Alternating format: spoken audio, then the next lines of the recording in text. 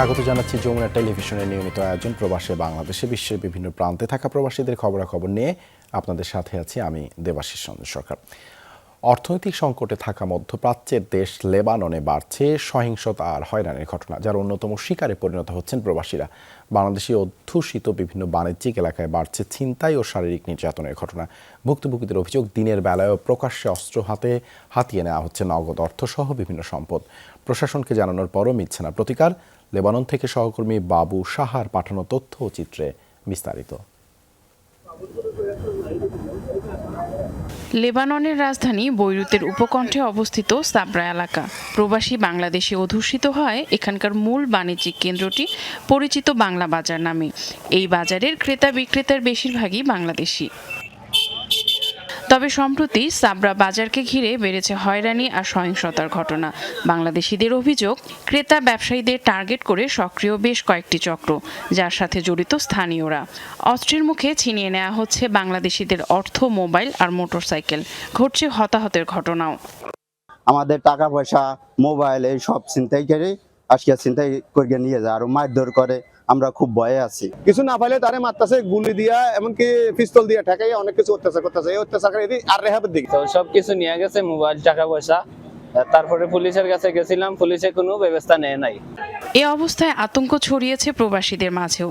আগের মতো সমাগম নেই ক্রেতাদের, ফলে বিপাকে ব্যবসায়ীরা।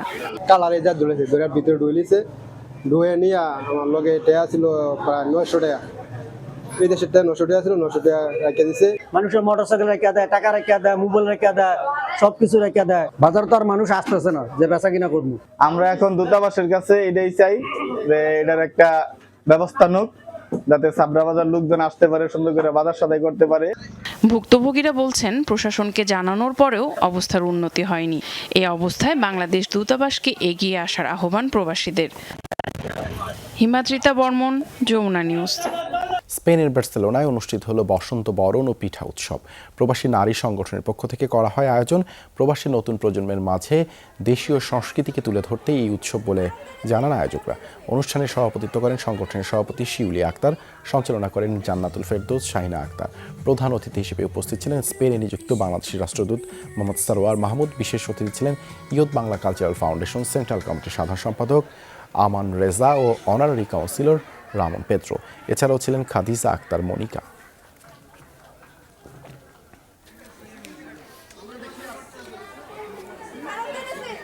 ইউকে বিসিসিআই এর উদ্যোগে ব্যবসায়ীদের মত বিনিময় সভা অনুষ্ঠিত হলো যুক্তরাজ্যের লন্ডনে।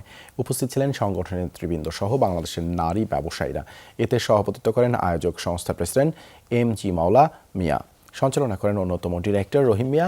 প্রধান অতিথি হিসেবে উপস্থিত ছিলেন সাবেক প্রতিমন্ত্রী মেহের আফরোজ চুমকি। সভায় বক্তব্য রাখেন ইউকে বিসিসিআই এর প্রতিষ্ঠাতা president Bazlur Rashid MBE।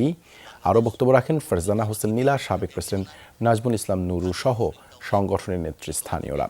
Bangladesh high commission লন্ডনের পক্ষ থেকে বিশেষ অতিথি হিসেবে বক্তব্য রাখেন তানভীর আসিম। বাংলাদেশ কমার্সের পক্ষ থেকে বক্তব্য দেন প্রেসিডেন্ট নাজমা আক্তার নিশা সহ ট্রেড মিশনের অন্যান্যরা। আলোচনা শেষে উপস্থিত অতিথিদের ফুল ও ক্রেস্ট দিয়ে অনুষ্ঠান শেষ করা হয়। মালয়েশিয়ায় 3 মাসের মধ্যেই পূরণ করা হবে বিদেশি কর্মী সংকট। বুধবার সংসদের প্রশ্নোত্তর পর্বে একথা জানালেন দেশটির মানব সম্পদ মন্ত্রী ভি শিব কুমার।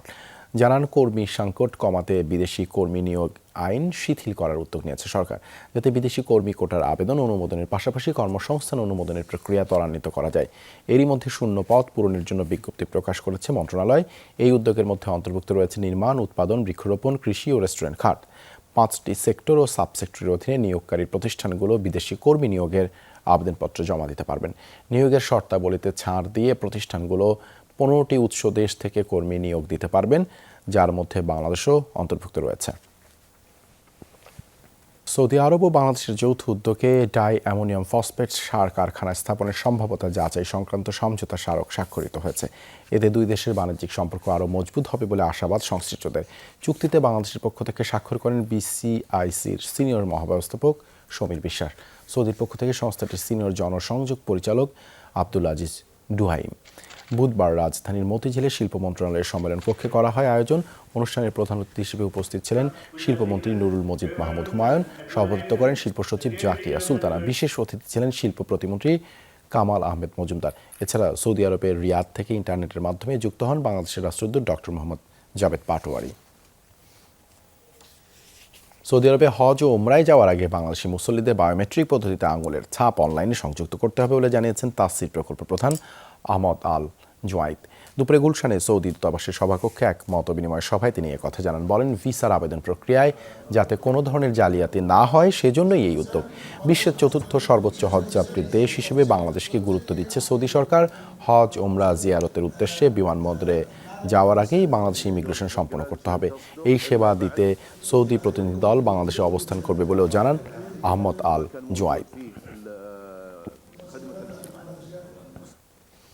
স্পেনের ক্যানারি দ্বীপ থেকে উদ্ধার করা হয়েছে 42 অভিবাসন প্রত্যাশী। মঙ্গলবার তাদেরকে উদ্ধার করে কোস্টগার্ড কর্তৃপক্ষ জানায়, উপকূলের কাছেই ঝুঁকিপূর্ণ অবস্থায় একটি নৌকায় ভাসছিলেন তারা। নৌযানটি শনাক্ত করে অভিযান চালায় কোস্টগার্ড। উদ্ধার করে 7 শিশুসহ 42 জনকে।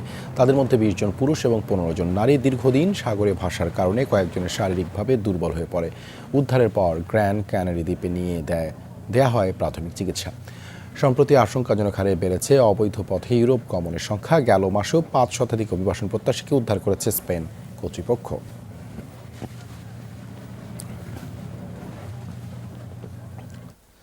সিঙ্গাপুরে কর্মী প্রেরণে অনিয়মের আশ্রয় নিয়েছে 4টি রিক্রুটিং এজেন্সি। দেশটির বিল্ডিং কনস্ট্রাকশন অথরিটির অনুমোদন না থাকার পরও ওয়েলটেক টেস্ট সেন্টারের মাধ্যমে কর্মী পাঠানো হয়েছে। জালিয়াতিতে জড়িত গাজী এয়ার ইন্টারন্যাশনাল, আল জান্নাত ওভারসিজ সহ 4 এজেন্সিকে কারণ দর্শানোর নোটিশ দিয়েই দায় সেরেছে প্রবাসী কল্যাণ মন্ত্রণালয়। বাংলাদেশ থেকে দক্ষ কর্মী নিয়ে থাকে সিঙ্গাপুর। দেশটির বিল্ডিং কনস্ট্রাকশন অথরিটি বিসিএ যেসব প্রতিষ্ঠানের মাধ্যমে কর্মী নিয়ে থাকে তাদের তালিকা এটি। এই তালিকার কোথাও ওয়েলটেক টেস্ট সেন্টারের নাম নেই। অনিয়মের কারণে আগেই তালিকা থেকে বাদ পড়ে প্রতিষ্ঠানটি। অথচ এই প্রতিষ্ঠানের নামে জাল সনদ বানিয়ে বাংলাদেশের 4টি এজেন্সি কর্মী পাঠিয়েছে সিঙ্গাপুরে, যা উঠে এসেছে বিএমইটির তদন্ত প্রতিবেদনে।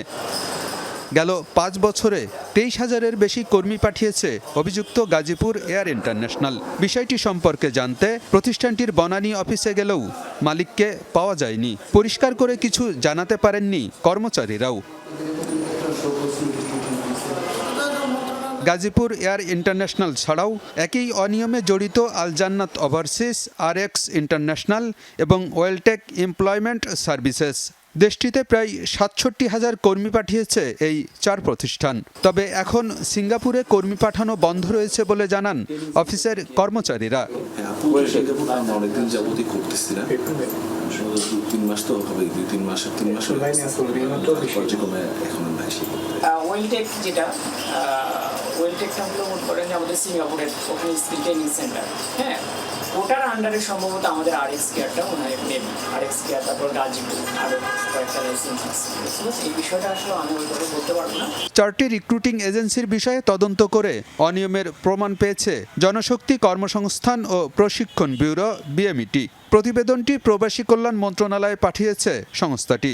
বিশ্লেষকরা বলছেন, অনিয়মে জড়িত রিক্রুটিং এজেন্সির বিরুদ্ধে কঠোর ব্যবস্থা নেওয়া উচিত। আমাদের যেগুলো স্টেবল মার্কেট যেগুলো আছে, যেমন দুবাই, যেগুলো হচ্ছে সিঙ্গাপুর, যেখানে আমাদের মাইগ্রেন্ট ওয়ার্কার সবচেয়ে বেশি আপনার বেতন বেশি পায় এবং তাদের রাইটসগুলো এনশিওর হয়, সেই মার্কেট কোনো কারণে আনস্টেবল হোক, এইটা আমরা কখনো চাই না। একদিকে সরকারকে যেমন আপনার মনিটরিং করতে হবে যে আপনার কারা অবৈধভাবে লোক পাঠাচ্ছে, তাদেরকে ব্ল্যাক লিস্টেড করে তাদেরকে শাস্তির আওতায় আনতে হবে। প্রবাসী কল্যাণ মন্ত্রী জানিয়েছে, অভিযুক্ত একটি প্রতিষ্ঠানের লাইসেন্স 2 বছরের জন্য স্থগিত করা হয়েছে। বাকি 4টি এজেন্সিকে কারণ দর্শানোর নোটিশ দেওয়া হয়েছে। অভিযোগ প্রমাণিত হলে আইন অনুযায়ী ব্যবস্থা নেওয়া হবে বলেও জানান তিনি। যেহেতু প্রসেস আমরা ফেলেছি, কিছু না কিছু তো একটা যা আছে তো আমাদের তো রুল টুল দেখে তো করতে হবে। তো শোকাজের পরে কি হয়েছে না, ওটা কিন্তু আমি অপেক্ষা আছি। লাইসেন্স 2 বছরের জন্য স্থগিত করা হয়েছে না, যেভাবে রুল লেকডাউন করা আছে আমরা চেষ্টা করবো তো ওটা বিক্রি ফলাইতে, বুঝছে না। মধ্যপ্রাচ্যের বাইরে সিঙ্গাপুর বড় শ্রমবাজার, এটি যেন কোনোভাবেই ক্ষতিগ্রস্ত না হয় সেদিকে গুরুত্ব দেওয়ার কথা জানিয়েছে প্রবাসী কল্যাণ মন্ত্রণালয়। আলমগীর হোসেন, যমুনা নিউজ, ঢাকা। আগামী জাতীয় নির্বাচন অবাধ ও সুষ্ঠু হবে বলে যুক্তরাষ্ট্রকে আশ্বস্ত করেছেন প্রধানমন্ত্রী শেখ হাসিনা।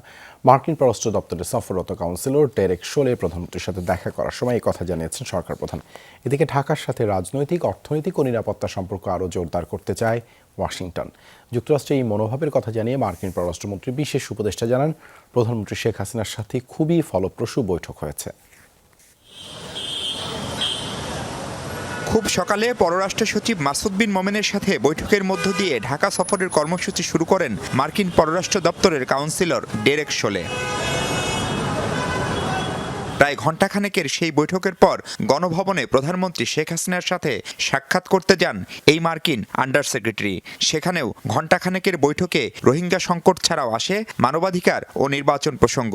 এ সময় আগামী নির্বাচন অবাধ ও সুষ্ঠু হবে বলে এই মার্কিন নীতি নির্ধারককে আশ্বস্ত করেছেন প্রধানমন্ত্রী শেখ হাসিনা।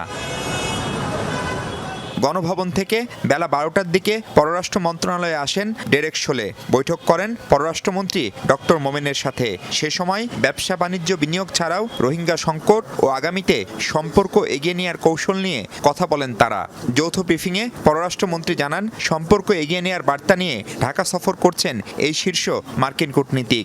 সম্পর্ককে আরও ভালো করার জন্যে, শক্তিশালী করার জন্যে গত 50 বছরে আমাদের সম্পর্ক ভালো, কিন্তু এই সম্পর্কে আমরা আরও অগ্রসর সামনে নিয়ে যেতে চাই, সলিডিফাই করতে চাই। আমেরিকা আমাদের সবচেয়ে বড় ইনভেস্টর। প্রধানমন্ত্রীর সাথে দারুণ বৈঠক হয়েছে উল্লেখ করে মার্কিন কাউন্সিলর বলেন, দ্বিপাক্ষিক সম্পর্কের পাশাপাশি আঞ্চলিক ইস্যুতেও বাংলাদেশ যুক্তরাষ্ট্রের কাছে গুরুত্বপূর্ণ। We are here because of the importance we place on the relationship between the United States and Bangladesh. I am just the latest senior visitor from Washington to come here to Dhaka, which is a symbol of the importance that we place on this relationship and growing our relationship politically in terms of security as well as economically. Rohingya সহ আগামীর সব challenge দুদেশ একসাথে মোকাবিলা করবে বলেও জানান প্রভাবশালী এই মার্কিন নীতি নির্ধারক। We are working every day to try to help Bangladesh as they are hosting these refugees, but also to deal with the root causes of this crisis, which rests inside Myanmar. Mahfuz Mishu, Jamuna news, Dhaka. Teesta সহ আন্তর্দেশের সকল নদীর পানি বন্টনে চুক্তি করতে আবারও ভারতকে আহ্বান জানালো বাংলাদেশ। পাশাপাশি সীমান্তে বেসামরিক মানুষ হত্যা বন্ধেরও তাগিদ দিয়েছে ঢাকা। সফররত ভারতের পররাষ্ট্র সচিব বিনয় মোহন কোয়াত্রার সাথে বৈঠকের পর পররাষ্ট্র সচিব মাসুদ বিন মোমেন আরও জানান, আদানির সাথে বিদ্যুৎ বিভাগের চুক্তি নিয়ে আলাদা কোনো আলোচনা হয়নি, তবে নেপাল ও ভুটান থেকে জলবিদ্যুৎ আনতে ঢাকাকে দিল্লি সহায়তা করবে বলে আশ্বাস দিয়েছেন ভারতের পররাষ্ট্র সচিব। 2 দিনের সফরে বাংলাদেশে এসে প্রধানমন্ত্রী শেখ হাসিনার সাথে বৈঠক করেন ভারতের পররাষ্ট্র সচিব বিনয় মোহন কোয়াত্রা। এ সময় প্রধানমন্ত্রীকে ভারতের প্রধানমন্ত্রীর শুভেচ্ছা প্রদান করেন তিনি। আলোচনায় উঠে আসে দুই দেশের স্বার্থ সংশ্লিষ্ট বিষয়গুলো জানিয়ে পরে গণমাধ্যমে অবহিত করেন বাংলাদেশের পররাষ্ট্র সচিব মাসুদ বিন মোমেন। বলেন, আগামী সেপ্টেম্বরে অনুষ্ঠিত G20 সম্মেলনে যোগ দিতে নিমন্ত্রণ জানানো হয়েছে প্রধানমন্ত্রী শেখ হাসিনাকে। এর আগে বেলা 12:15টার দিকে বাংলাদেশের পররাষ্ট্র সচিবের সাথে বৈঠক করতে ফরেন সার্ভিস একাডেমিতে আসেন ভারতের পররাষ্ট্র সচিব বিনয় মোহন কোয়াত্রা। দ্বিপাক্ষিক সম্পর্কের উন্নয়নে সচিব পর্যায়ের বৈঠকে আলোচনা হয় সীমান্তে হত্যা বন্ধ, বাণিজ্য সম্পর্ক উন্নয়ন, জ্বালানি সহায়তা ও আসন্ন G20 সম্মেলনে ভারত বাংলাদেশের অবস্থান। রোহিঙ্গা সংকটের স্থায়ী সমাধানে বাংলাদেশে অবস্থানরত 1.1 মিলিয়ন রোহিঙ্গা প্রত্যাবাসনের ক্ষেত্রেও ভারতের সক্রিয় ভূমিকা কামনা করেছে। আপনারা জানেন যে প্রতি বছর পর্যটন এবং চিকিৎসা উপলক্ষে উল্লেখযোগ্য সংখ্যক বাংলাদেশিরা ভারতে সফর করে। তাদের ভিসা প্রাপ্তি সহজীকরণের জন্য ইতিমধ্যে তারাও ব্যবস্থা গ্রহণ করেছে। এটাকে আরও জোরদার করতে আমরা অনুরোধ করেছি। বিকেলে পররাষ্ট্রমন্ত্রীর সাথে বৈঠক করেন বিনয় মোহন কোয়াত্রা। আলোচনায় উঠে আসে আঞ্চলিক শান্তি উন্নয়ন ও রোহিঙ্গা সংকট সমাধানে ভারতের সহযোগিতার বিষয়টি। তিস্তা সহ সকল আন্তঃনদীর চুক্তি বাস্তবায়নে ভারতের প্রতি আহ্বান জানিয়েছে বাংলাদেশ। এছাড়া সীমান্তে হত্যা বন্ধ শূন্যের কোঠায়ও নিয়ে আসতে চায় বাংলাদেশ। তিস্তা সহ সকল সীমান্ত নদীর পানি বন্টনের বিষয়ে দ্রুত চুক্তি সম্পাদনের উপর গুরুত্ব আমাদের পুনর্ব্যক্ত করি এবং সমাধানের জন্য ভারতের নিবিড় সহযোগিতাও প্রত্যাশা করেছি। সেই সাথে গত সেপ্টেম্বর 2022 সালে ভারতে মাননীয় প্রধানমন্ত্রীর রাষ্ট্রীয় সফরের সময় স্বাক্ষরিত কুশিয়ারা নদীর পানি বন্টন বিষয়ে স্বাক্ষরিত সমঝোতা স্মারকের বাস্তবায়নের প্রয়োজনীয় কার্যক্রম গ্রহণের জন্য ভারতের পররাষ্ট্র সচিবকে অনুরোধ জানিয়েছি। আপনারা অবগত রয়েছেন যে বর্তমানে সীমান্ত হত্যা উল্লেখযোগ্য হারে হ্রাস পেয়েছে, তবে আমরা এটিকে শূন্যে নামিয়ে আনতে দৃঢ় প্রতিজ্ঞ।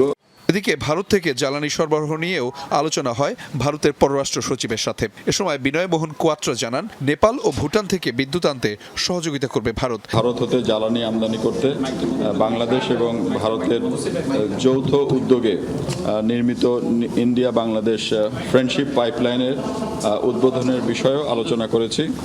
ভারতের মধ্য দিয়ে নেপাল ও ভুটান থেকে বিদ্যুৎ আনার বিষয়ে আমি ভারতের সহযোগিতা কামনা করেছি। এছাড়া পার্বত্য অঞ্চলে নিরাপত্তা ইস্যুতেও কথা হয়েছে দুই দেশের মধ্যে। আহমেদ রেজা, যমুনা নিউজ, ঢাকা। এই ছিল প্রবাসী বাংলাদেশে এতক্ষণ সাথে থাকার জন্য ধন্যবাদ সবাইকে।